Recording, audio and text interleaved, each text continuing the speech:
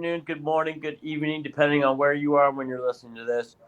This is Dr. David Farnen and Dr. Lanier from Cutting Edge Foot and Ankle here in Nashville, Tennessee, and you're listening to another fantastic episode of MedNation Podcast, the show that involves two podiatrists having conversations with industry experts for people who love to learn about everything from head to toe.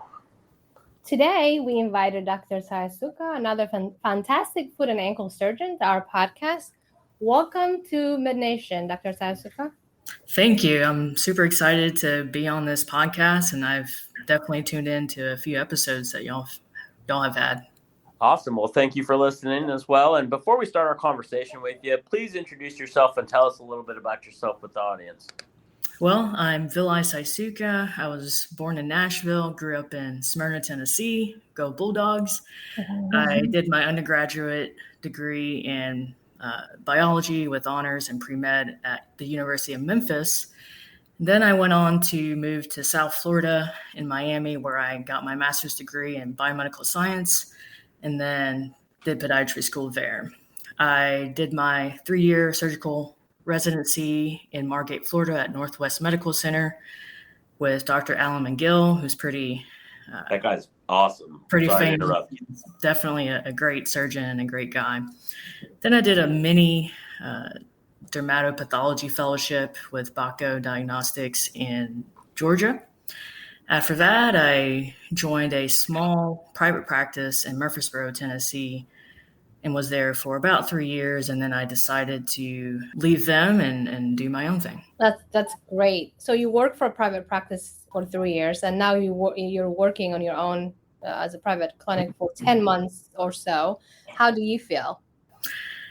Well, I mean, you go from working, normal quote unquote hours to working 24/7 as your own boss. But I love, being able to take a morning off to take care of personal matters, being able to control my schedule and the people that are a part of my team. Yeah, I that's the part of owning having our own private practice that we enjoy as well. You get to do that, which is awesome. Definitely. So let me ask you a question. Do you prefer being your own boss? I mean, now that you see both sides of it, right? I mean, you see the stresses of being your own boss, choosing your team, running your practice versus, I know you're with a small group for a while, like you said, working, I don't want to say banker's hours because we don't work banker's hours by any means, but going home from, let's say 7 to 6 or 7 to 7, or what people would say is their 8 to 5. I mean, what do you prefer now? And I know this is kind of a no-brainer answer. You're like, oh, I'm my own boss now, but do you miss that, the idea of being able to go home at a decent hour and kind of not necessarily think about the business when you get home, or do you prefer it? There are times, when there are fires that you're putting out and you're thinking, what did I get myself into? But at the end of the day, I love the autonomy of being my own boss. And, it's my stress alone. It's not like to go to a doctor's, visit, which doctors work at the same time we do. I can move around my schedule and not worry about, my colleagues and things like that. Yeah, that's actually a very good question, David, that you asked. I think having that administration responsibility to somebody else, if you were working for somebody else, sometimes I wonder how nice that is. You don't have to bring it home, or you don't have to work on weekends to catch up on that. Could you imagine, Dr. Lanier, just giving me all that responsibility so you can say, hey, Dr. Farnen, you take care of that, right? And then I would like that. Can I give you that baton right now? But do you remember your first percentage paycheck? I said to you, I didn't realize how percentage worked. That was my first time. And I looked at your paycheck. I was like, David, all you did was saw patients. And this is what you made. And I was like, I can take that. If all I can do is go to a practice, see patients, I make this much, I don't have to do anything else, I'll take that. Can we exchange roles? Yeah. So yeah, I think it's just hard sometimes to have, to be a physician and also to have all that stress of running it, running a practice. How are you dealing with that? Well, I mean, it's, I didn't go to business school. I have no business background. All of my billing and coding knowledge I learned, the past 3 years at that small group, which I'm thankful for that experience for sure, and learning from them in that aspect. But I mean, it's a lot of putting out fires, but I think once we get, things going like a well-oiled machine, I think I'll definitely have more days where I'm, not thinking about joining another group or anything like that, which, 2 hospitals in Kentucky did reach out to me to join them. But again, I would lose that autonomy of being my own boss and controlling my schedule and cases that I take and things like that. Yes. Speaking of fires that you discussed in these, what I call challenges, have you had any challenges leaving your, the previous practice and starting your own, and what were they? The challenges were mostly the non-compete issue. And so, in the state of Tennessee, it does vary state to state, but if it's within reasonable, a reasonable time frame and reasonable mile radius, it is enforceable. And I definitely had my attorney look into it several times just to make sure. What surprised me, without kind of disclosing too much, is, not just the obvious of, you can't practice within this mile radius for this amount of time, but it really pushed me out of the 2 hospitals that were in the county. And so I had to look to establish a practice outside the county, which is why I am in McMinnville, Tennessee, an hour away from where I live. Wow. So you can't do surgery on those hospitals? Because usually non-compete doesn't cover hospitals, because you have that non-compete with your providers or your bosses, not the hospital. Usually, but their verbiage was such that it was enforceable. Oh, wow. So I guess the lesson here would be, definitely go over the contract, which is obvious, but yeah, with an expert or someone you trust, or, an attorney. Right. Well, we all have different experiences when starting a business, even if we both open our practice at different times.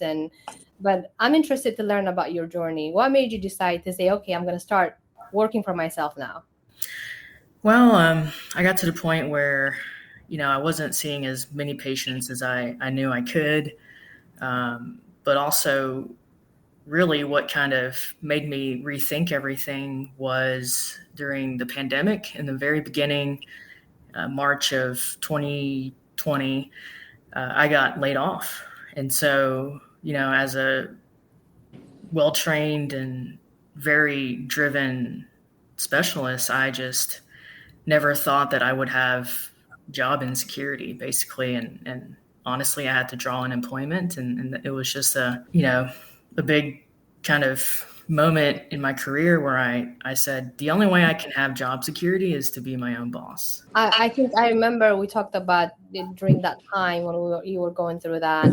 It was impressive to me because as a podiatrist, I don't know, David, if you started working with us at that time or a little bit after. During COVID is when we got busier. Yeah. But patients didn't want to go to the hospital because they were scared of going to the ER because of COVID. So a lot of patients came to see specialists. Right. Exactly. So I was puzzled by that whole scenario of getting laid off. You had to do that, which was unfortunate. Right. And I had no, going through it weekly, monthly, there was no concrete date of when I would be back. And so again, just having that, not knowing what my next steps were was pretty much unsettling. So, absolutely. I started my clinic right out of residency. You had that experience, leaving residency, working for somebody else, at least learning the coding and billing aspect of it before you open your own practice. Do you think that was helpful to you?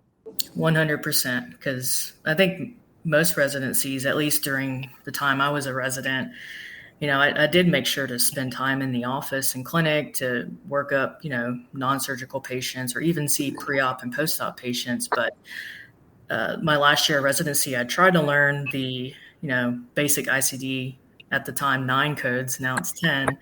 And, some CPT codes and modifiers. And it was pretty overwhelming, already having a lot of responsibility as a resident. So being in private practice and having, bosses that were willing to teach that was definitely a good experience.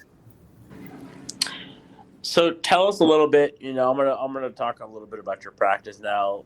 Tell us a little bit about your patient population, patient clientele, stuff that you do, and tell us a little bit more about your training and what you're passionate about. Well, as far as training, I'm definitely passionate about limb salvage, especially when I can combine soft tissue work with osseous work or bone work. So naturally, Charcot reconstruction is something that I love to do and definitely have the patient demographics for, with diabetics and Charcot deformities and wounds.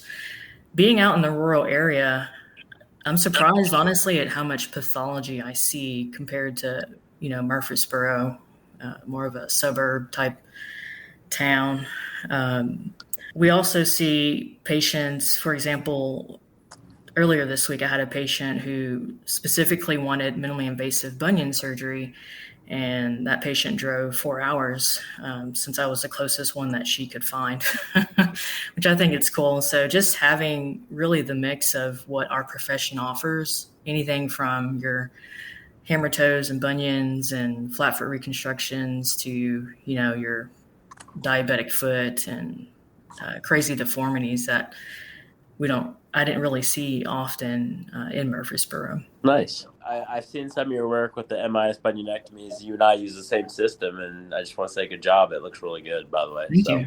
I appreciate that. Absolutely. You and I, we have many of the same reps, and I know, I think you and I have had similar cases together, or, obviously you're over there and I'm over here, but right. Brooke would have mentioned, hey, I'm headed over there to treat your case versus my case. And so you and I were both doing bunionectomies. And so, right. Yeah, just want to say, hey, great work. So yeah, likewise. Thank you. You're when you post before and after, some of your procedures are, it shows the work you do shows. One of the things about limb salvage is it's hard. It takes time. It takes patience. You got to do it. You got to bring them back. And when you see that final picture, oh, she did that, Yeah. It's not only you got to, kind of bring the patient in the same pace as you are. You got to motivate your patients to listen to your instructions. Absolutely. And what I've struggled with being out in a rural area is, limb salvage involves, a multidisciplinary team. We need vascular, we need a good endocrinologist or PCP who can manage, the diabetes, infectious diseases. And unfortunately, where I'm at now, I don't have those specialists at my disposal. And so a lot of these vascular issues, diabetes control issues, have to be scheduled outpatient. And so it makes my job very difficult to heal, because ideally we would want to set the patient up, optimize them from a vascular standpoint, from a diabetes standpoint and nutrition standpoint. But oftentimes I have to just do what I have to do for infection control and then send them out. Sometimes I can't get patients into these specialist offices until a month or two later. So that's a new struggle I'm dealing with that I didn't deal with in a more urban area. Yeah, and it makes your job that much harder. Definitely. So if you have to do this all over again, would you do, owning your own practice, would you retake the same steps that you did, going out of residency or working for somebody, or do your due diligence and do your research and open a practice right out of residency? That's a very good question. I like to think that all of our decisions, lead to the next steps. And knowing what I know, I definitely think I would have tried to do it on my own, just right in the beginning. But again, I didn't have much guidance or mentorship. And, I just wanted to hit the ground running and start seeing patients and doing surgeries. And it didn't attract me after residency to, put in the work to open up a practice and business without having any knowledge. You're smarter. I would have to say the billing and coding and just, the office flow. Honestly, I've learned what not to do and what to do as well. So I don't know. I like to think that my 3 years at another practice overall was good, and it gave me the tools to be so successful early on with this practice. Yeah, so I want to hear a little bit more about you. Talk about your upbringing, talk about what you like to do for fun when you're not working and running the business. Well, for someone who has a lot of hobbies, I definitely don't have enough time for it. But growing up in Nashville surrounding areas, I love country music. Yeah. Don't look like I would, but I love country music, playing guitar, singing. I've written about 10 plus songs. I love anything outdoorsy, biking, mountain biking, kayaking. I love my dogs. I have 3 of them. My wife and my bonus son, who's about to get his permit. Nice. Everyone keeps asking, "Oh, you're gonna let him drive your Camaro?" No. Maybe in 10 years, but You're gonna get him a Toyota. Oh yeah, he's gonna drive Sarah, my wife's Ford hybrid. Perfect. Yep, safe, and don't have to worry about too much gas money. Right. So go ahead. I don't know if David, if you know about the Vilayvanh, Dr. Saysoukha, she can sing. Well, can sing. She can play the guitar, and that's how I kind of of her was from Instagram, playing music, playing her guitar. Are you at home? Can you play something for us? Oh my goodness. This is what true entertainers do right here, Dr. Saysoukha. The audience wants to hear some music. He's amazing. Oh my goodness. I can play an original. Okay. We don't infringe on any copyrights. I don't know how it works. Yeah, play an original. I love it. Yeah. Well, if you can give me a minute to get my guitar. Sure. Yeah, go ahead. Do that. All right. I can't believe you put me on the spot. I did, because you're great. So when I saw her playing on Instagram before, and I was impressed. Not only, I think she was just playing her original too, just playing guitar.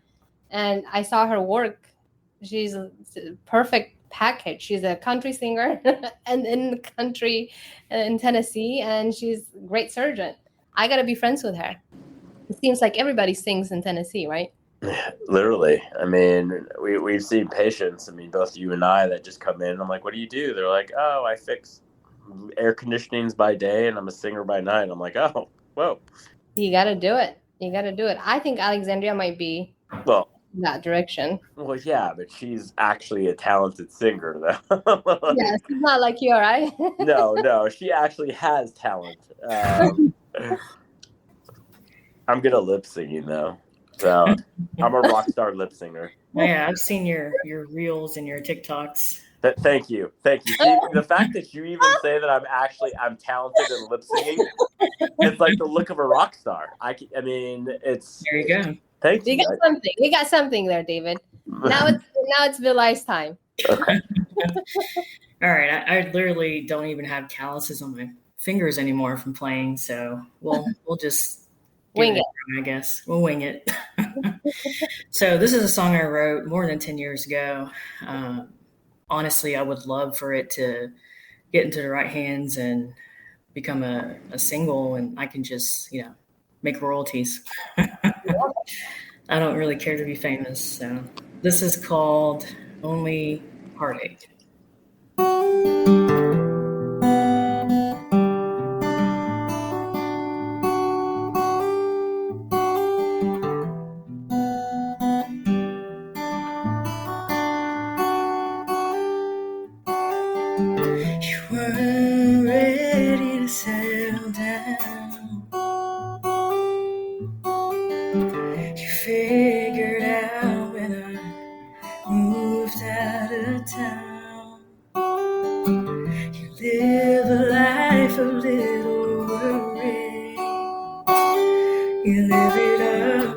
with your friends on her way.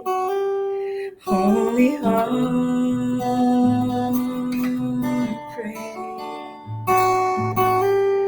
only heartache.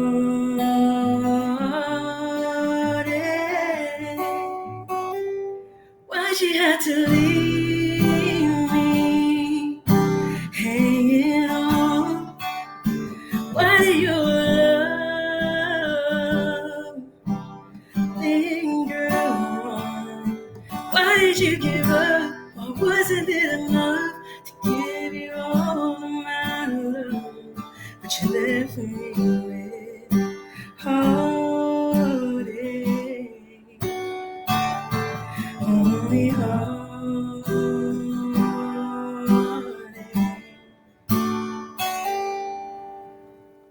There's a Woo! I almost shed a tear. Aw.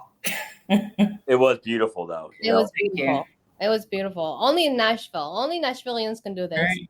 I should have warmed up my voice. You know what's crazy is I wouldn't be surprised if there's record producers right now that are going to listen to this podcast, and hopefully it gets in the right hands. Crossing my fingers. Yeah, I mean, I'm okay being a ghostwriter or a songwriter. Yeah, absolutely. If you get any loyalty fee from this, just make sure you remember David and I. Oh, yeah. Yeah, please. The little people. Right. The lip singer.